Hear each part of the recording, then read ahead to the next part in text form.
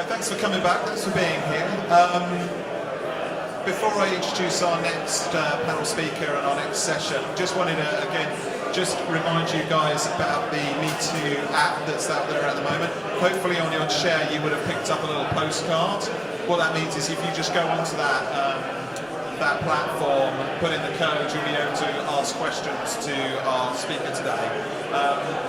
Also, what's on there as well is under the messages you can ask questions, but there's also a survey section there as well. So if you look on the survey section, we're actually running a survey as well. The Event Masters Club will be launching shortly. And one of the things they're interested in is what Twitter, it's working with Twitter. Twitter have asked us to engage the events community about their move from 140 to 280 characters. Twitter care quite a lot about events as a stimulus to their chat, and they're quite interested in finding out what we have to say. So there is a wee pithy survey on the platform. It's under the survey section, so please do give us your feedback on that. I think I'd be really interested in that. So, Robin, right, come and sit down, Robin. Good timing. I'll stand here.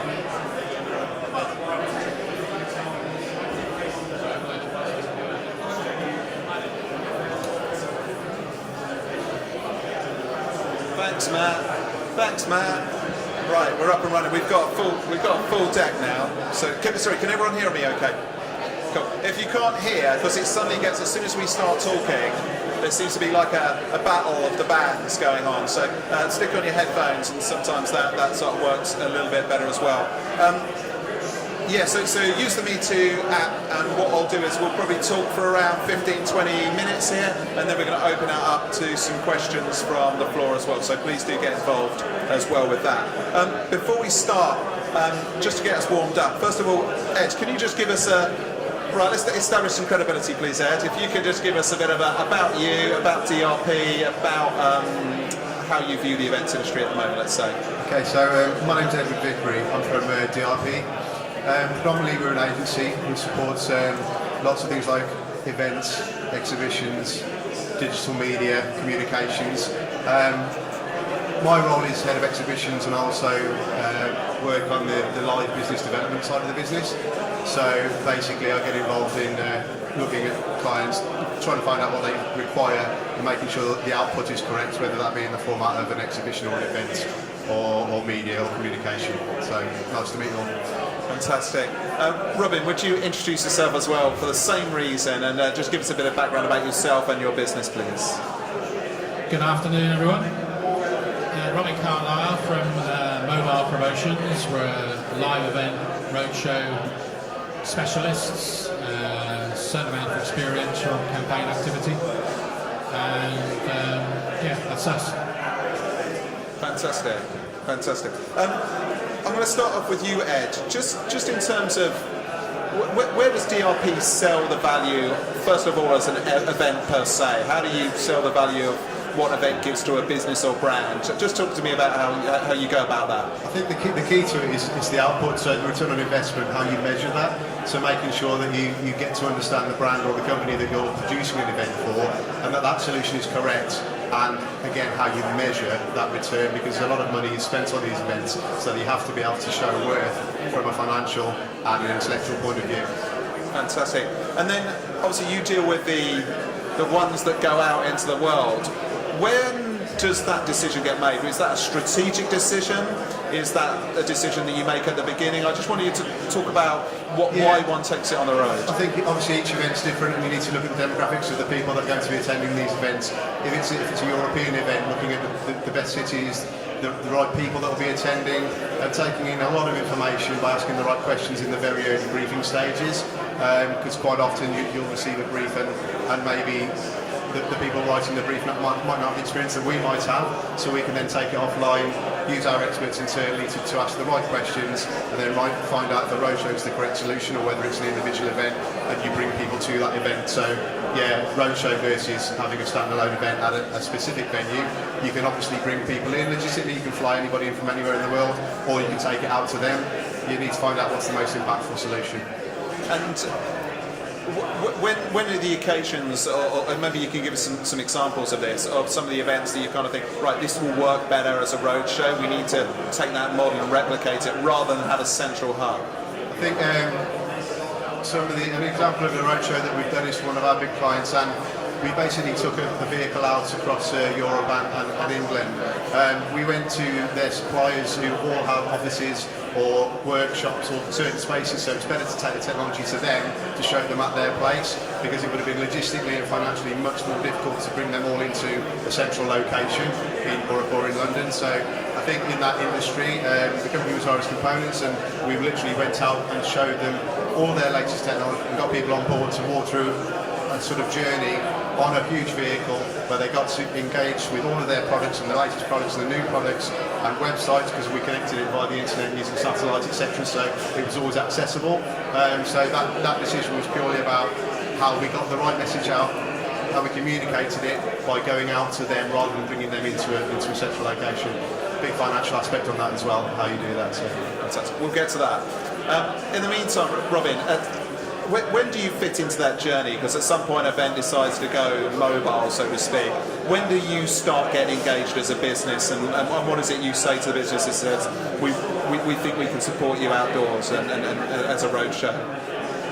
Well, I guess as with most good agencies, we like to get in at the very beginning, where the concept is being discussed, before locations, logistics and various other aspects. IT and technology is decided. So yeah, pretty much early on. And I guess when you're creating these road shows, first of all, how close do you work with the client strategically, or is it about implementation, or do you look at the strategy of where it's going to go, how you're going to get there, what sort of experience you're going to try and recreate in those grounds? How much are you involved with your agency at that point? Well, we're very lucky. We keep our clients in the long term, and so from that point of view, we are very involved in strategy. But equally, we very often find that because our strengths are in delivery, we have creativity within the business, but we're not a creative agency as such. So with new business, we tend to get involved a little way down the food chain, which is great for us because it gives us the chance to prove the worth of mobility, prove the worth of being out and putting products and placements in front of their audience, be it public, be it B2B, or whatever. I sometimes tend to feel that it's very difficult to serve a number of big brand clients if you're always starting at the strategic level. So in our case, it suits us to do both. Okay. I want to bring in the aspect of event technology. Just first of all, broadly aired, when you're taking that in, what sort of problems are you faced with that perhaps your colleagues who only deal with static, non-movable events aren't sort of facing? What are the first things that leap to your mind as the challenges you have to take on? So the main one is probably connectivity. So on the road, obviously, you're relying on potential venues' Wi-Fi connections, which aren't always 100% guaranteed. When you're collecting data from people going out on, say, exhibitions on a roadshow, that data is key to the success afterwards and the longevity of what they get out of these roadshows. So for me, it's connectivity, and anything that you produce or create to collect data needs to work both offline and online, because if you do have any issues with Wi-Fi, you've still got that data, you haven't lost it, and you can upload that as soon as you get a good Wi-Fi signal and then act upon it. It's exciting when you have the good connections, because the speed at which you can access that data, and if it's good quantifiable data, you can use that data very quickly to act upon, again heading towards return on investment to make sure that people are getting good value for money and the right solutions at the end of it all. And so same question for you, Robin, but I guess it's something you're quite experienced in dealing with. But again, what sort of challenges do you have from a technology point of view that perhaps a static event wouldn't have, that you need to overcome? For me, I've got a bee in my bonnet at the moment about connectivity. Our industry does not deliver Wi-Fi to the strength and the quality that's required for most of the technology that's out there. You know, we're literally here today surrounded by technology, all of which is pretty useless if you don't have the right Wi-Fi connectivity. So I'm even sort of on a rant about that at the moment. I live in a sleepy little village. We've had to fight tooth and nail to get our first, and in fact my business is also village-based, so in both cases we've had to fight tooth and nail to get our first proper Wi-Fi connection. And I think it puts us in a third world category. And so for me, we all need to understand that don't just tick the box that says that venue or those venues have Wi-Fi, dig deep, check it. I don't understand it, some of you guys will, some of you won't. So at the very least engage a specialist who can tell you, you know, the strength of what you need, the quality of what you need. For me, that's the most crucial thing, connectivity. And I just want to understand how big a barrier that is. Is that a reason to cancel an event or move a roadshow component? Does it stop you from almost contemplating an event, or is it just a major milestone that you have to continually get? It actually will stop us choosing a venue, and our client, we would recommend against it, because a lot of what we do, like all of us, is based on connectivity. We've got one major client who has a part of their footprint in the market, and Carlisle is all about us connecting with our cars, and the car being like a home. You know, it's all about connectivity. We can't possibly perform for that client anywhere where there is not good, strong, reliable Wi-Fi. And then again, Ed, obviously you have a brand's reputation to be considering here. What, again, same question. How impactful can it be? Is it a challenge to overcome, or is it a reason just to not do something entirely for you? I mean, obviously, it's in the briefing stage. When you speak to venues, you do need to find out all these sort of questions. So part of you have to be overly comprehensive with every single question and find out what they're capable of doing. Because sometimes you can add value to a venue because you've got the technology or you've got the right equipment, even if the venue may not have the best. You can then add value to that by using your own stuff, which you can use in the briefing stage, and you can share that information with your clients, because sometimes the venue might be right from a logistics point of view, but it's wrong from a technology point of view. So there is a kind of balance between getting the right equipment at might be the wrong venue for the Wi-Fi, but it might be the right venue for the logistics and the people management. So it's case by case, and I think you do have to go through it again. The more information you've got about a venue, the better. You just need to be very comprehensive about how you ask the right questions. And I guess that's one of there's a really good question here. So how do you overcome those connectivity challenges? Is it simply about bringing your own robust kit with you? A lot of the time it is. I mean, you'll have proven methods and you'll have proven bits of hardware which work. So again, quality of your technicians, quality of the equipment that you're using, it's all stuff that adds to the how professional the system is and the output is. It does come down to the hardware quite a lot, so yeah. Do it like that. And sorry, same question to you, Robin.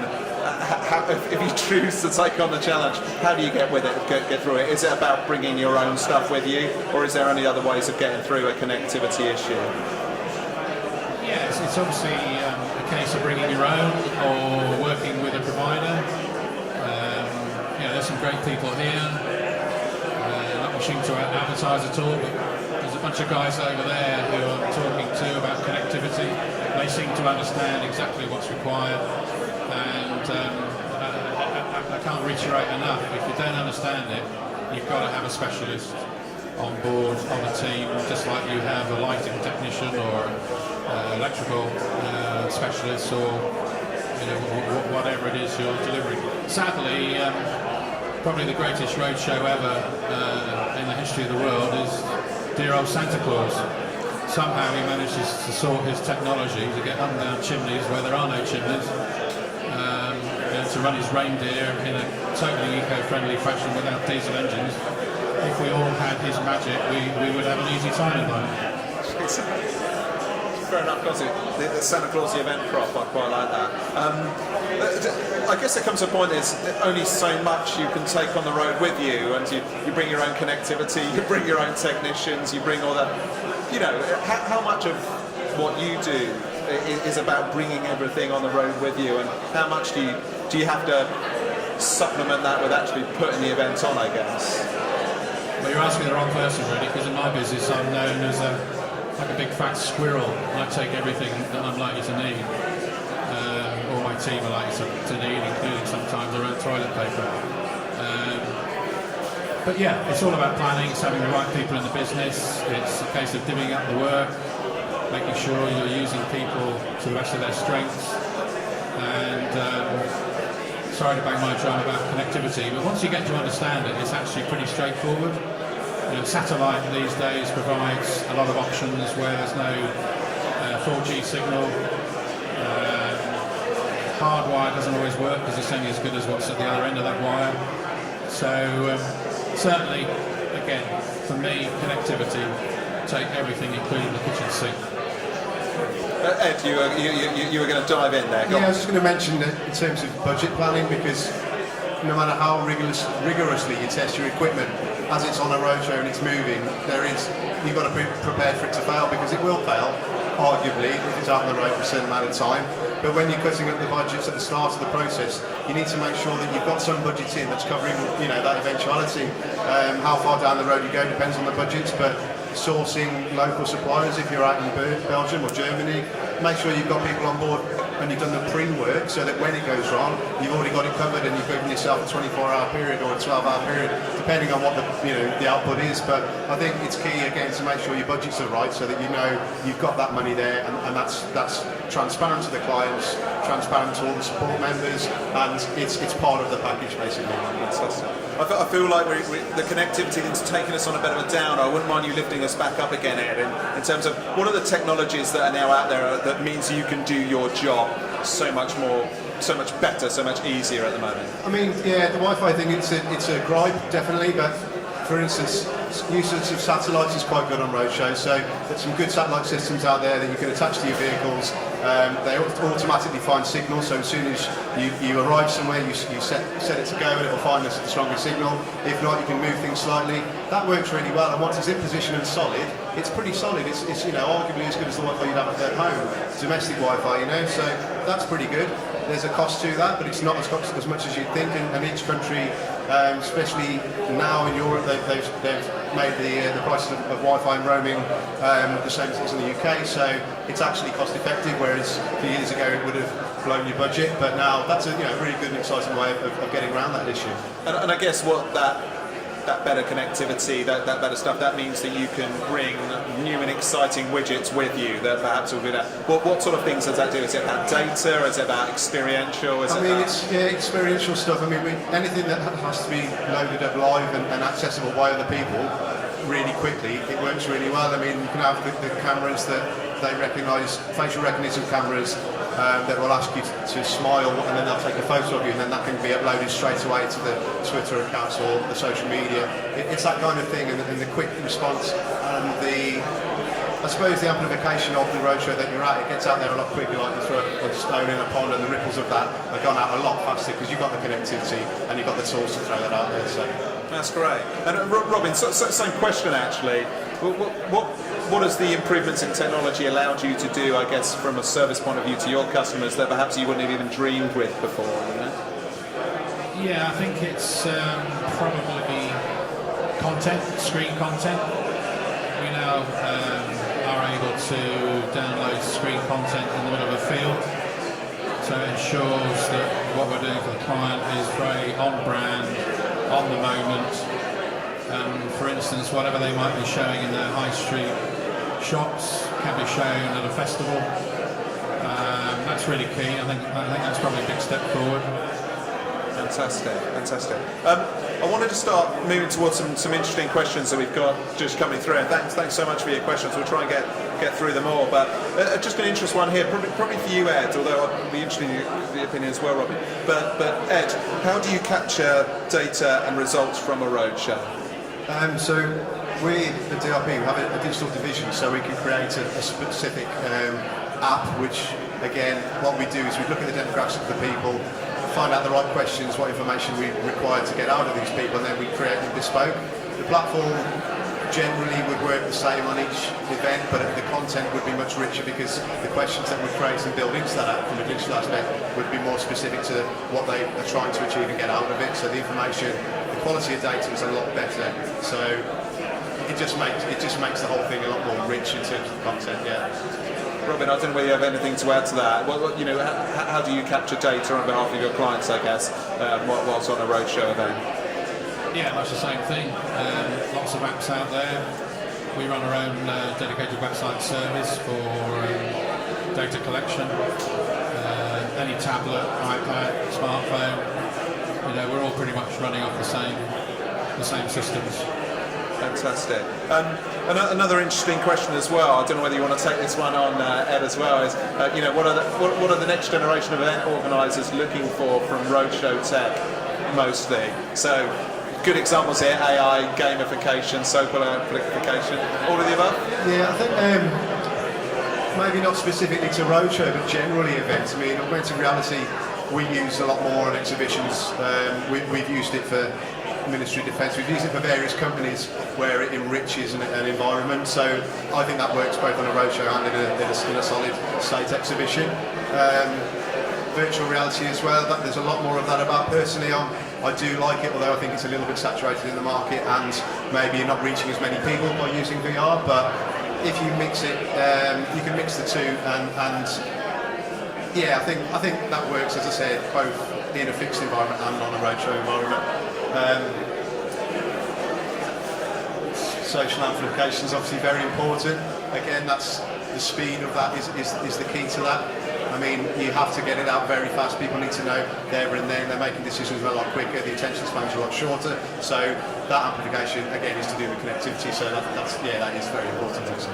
Robin, again, I mean, this industry is constantly evolving. What are you expecting? Are you able to plan for the next generation of event profs and the sort of things they're going to be asking you to do? Can I just do a quick show of hands from you guys? So quick hands up, anybody who's got one of those Alexa voice activated things at home or in their office? 1, 2, 3, 4. Great, thanks for that. Not many of you. That to me is the next technology around the corner on roadshows and events. Voice activation. Software that recognises words, obviously, and I don't have an Alexa, primarily because my granddaughter's name is Alexa and I get very confused. But listening to one of my colleagues talking about it over lunch, I just have to get one. It sounds amazing, but there's no question for me that is the next thing around the corner for events.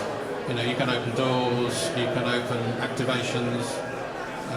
There's so many things you can do with it, and I think that's where those of you guys who are creative are going to have a ball with the creativity that you can think about and where you can go with, you know, simple words unlocking whatever it is that you're presenting for your clients or the targets that you're trying to reach for your clients. Fantastic. And it must be interesting, I guess, the fact that we're even talking about these technologies as being mobile, you know, technologies that we can take on the roadshow. How close do you think the idea of a roadshow event is from a traditional static event? Do you think it's just getting closer and closer in terms of the experience? I think so, yes. Again, the growth in festivals, which, in all fairness, we don't have a huge amount to do with, but the whole concept of presenting brands in the field and providing all the services, requirements, technology, connectivity, etc. that drives is making life a lot easier in roadshows. And you know, once you cut the grass, there's almost nothing you can't do that you would do in a building, for instance. So I think the two are very close. And then I guess what it moves us into is the value that a static event has a roadshow event has over a static event, are you now thinking that maybe it's this roadshow style event has got a good opportunity to advance as an event prof's toolkit, you know? Yeah, and I think probably the benefit of a roadshow over a static event is, generally speaking, of course, you take your client, the brand, the solution, the engagement, the experiential activity, whatever, you take it to where the people are. You know, if they're at a festival, that's where you pitch up with the stand and your otherwise static activity. So, yeah, I think that's, for me, obviously being in the industry, that's really what it's all about. You put yourself and your client in front of people where they're going to be, rather than sit somewhere waiting for them to come to you. Fantastic. And I guess same question to you, Ed. I'd be interested in whether there's rucks in DRP's very beautiful offices about whether it's the roadshow team that are taking it forward or not. I think the key word really is experiential. So both solid state events and roadshows are becoming more experiential. So more about interacting with the end user. So still both got strong markets, but I think they're getting closer and closer. And I tend to see it as a family. So events, exhibitions, and experiential are one big family. You've got the mum, the dad, and the daughter or the son. That's how I see it. And they've all got great value, but I think each specific industry, so to speak, can take good lessons from the other areas. So it's still one industry, but the output's getting closer, which that keyword, experiential. Fantastic. I don't know whether anyone's got any questions from the audience. I'm happy to sort of take them in traditional hands up sort of mode, if that means. And I think we're pretty much out of time, if that's enough, unless there's any other points you gentlemen would like to make. Anything that we haven't covered? I think we're pretty good. Well, look, we will let you go back into the show, but before you do, if you would give a round of applause to our two panelists for giving us their time. Thank you, gentlemen. Appreciate it. Thank you. Thank you very much for your time.